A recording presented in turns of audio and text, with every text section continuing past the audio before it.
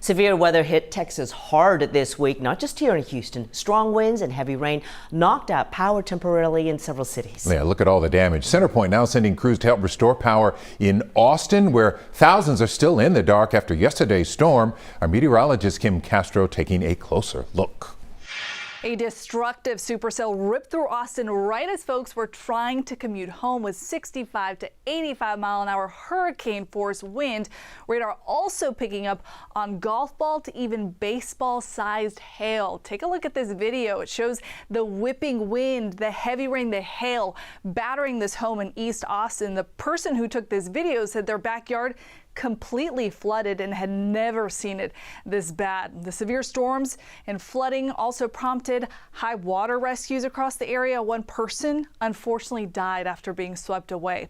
Drivers also got stranded in that high water. First responders rescued this person who was stuck on the roof of their car. The wind was so powerful that it ripped off this awning at a gas station in North Austin. 4 cars were trapped under the rubble. Here's what one person said happened. We tried to find shelter, and the best we could get was just like partly underneath the gas station cover, and we were just sitting in there, and then all of a sudden the roof collapsed and we ran the gas station. It was pretty scary.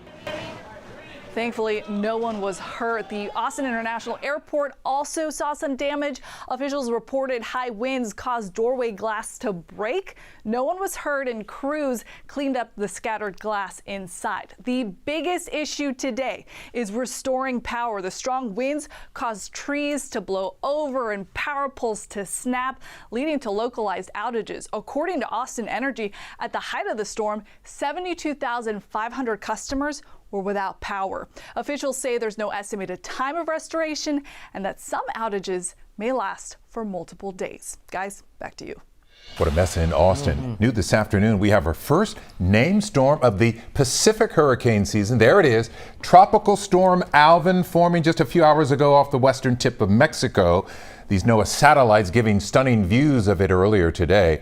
It is expected to weaken into a depression before making landfall sometime Sunday or Monday. It is a reminder, it is that time of year again. The Atlantic hurricane season starting on a Sunday. Make it stop, Chris. Yes, I will try to make it stop. The good news is that we have some Saharan dust that's going to prevent that tropical formation, but it's also an important reminder there's a different set of names for the Atlantic basin. So I know we're starting with Alvin out in the Pacific, and as we look at the forecasted track of that system, it's expected to head towards the Baja California there as we near Cabo San Lucas. That is going to come in contact with land. The thing about the Pacific side of these storms is that once they come into those mountainous areas of western Mexico, it usually does a great job at tearing those storms apart. So that's expected to make landfall around Sunday morning. Looking at that GOES satellite imagery right now, we are seeing that circulation of that system as it approaches closer towards Mexico. The good news for the Atlantic basin is that there is no tropical activity expected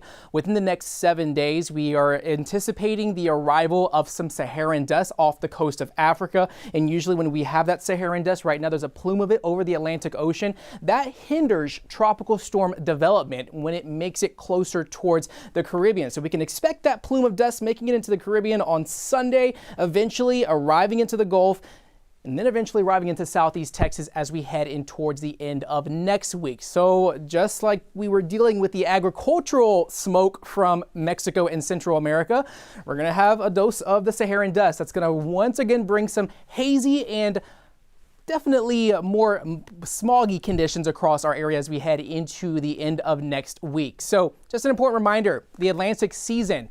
We start with Andrea, Barry, Chantel, Dexter, Aaron, and we end with Tanya, Van, and Wendy. Of course, Alvin is the Pacific side of the storm, and always an important reminder, hurricane season 3 days away. The good news, we have that Saharan dust that is going to keep things at bay for the Atlantic side as we head into the next 7 days. As far as